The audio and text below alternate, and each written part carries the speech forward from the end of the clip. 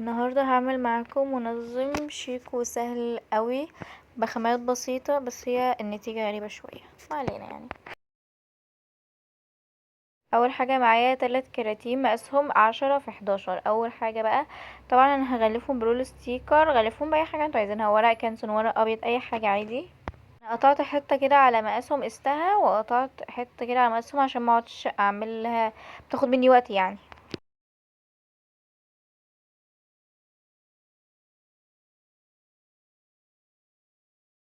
وطبعا انا بقوم رايحه سايبه مسافه بس صغيره عشان اعرف اتنيهم، عشان ما اقعدش أل- اغلفها كتير واعملها كده. هقوم رايحه سايبه مسافات بس صغيره كده عشان اعرف اتني المثلثات،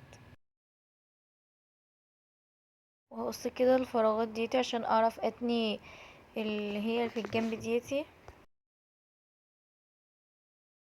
وطبعا كده لاحظت ان الورق اللي هو الرول الستيكر ده مش بيلزق كويس، فحطيت عليه شمع عشان تلزق كويس. بس اهم حاجة ان انا عشان الشمع سخن فحطيت الاول على الكرتون، عشان لو حطيت على الرول الستيكر ممكن يسيح. طبعا بقى ده شكلها. طبعا قلت ان انا لو لزقتها بالشمع هتبقى خفيفة وضعيفة، فانا هحط صاروخ كده واقوم رايحة لازقة برضه، كانت تبقى قوية شوية.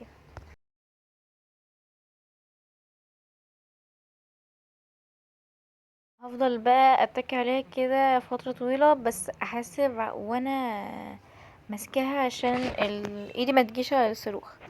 بس كده انا طبعا بقى عملت قطع منها، هما 6 قطع، هما 6 بتوع. شوفوا بقى. طبعا بقى هبدأ ان انا الزقهم في بعض كده.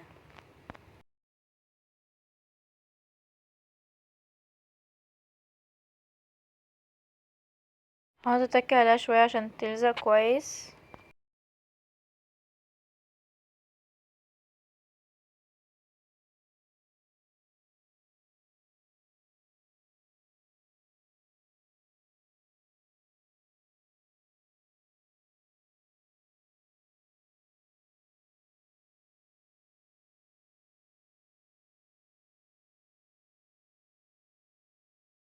بعد ما خلصت الزقهم في بعض كده هبدأ ان انا الزق. انا طبعا قسمتهم على 2 عشان ما اتلخبطش. هبدأ ان انا الزق الاتنين دول بقى في بعض كده. هقعد اتك برضو عليهم عشان اتأكد ان هما لزقوا كويس. وطبعا انا بعد ما خلصته اكتشفت غلطة كبيرة، ان انا ما غلفتوش من جوه، بس والله شكله جميل يعني، مش وحش والله، حلو اهو.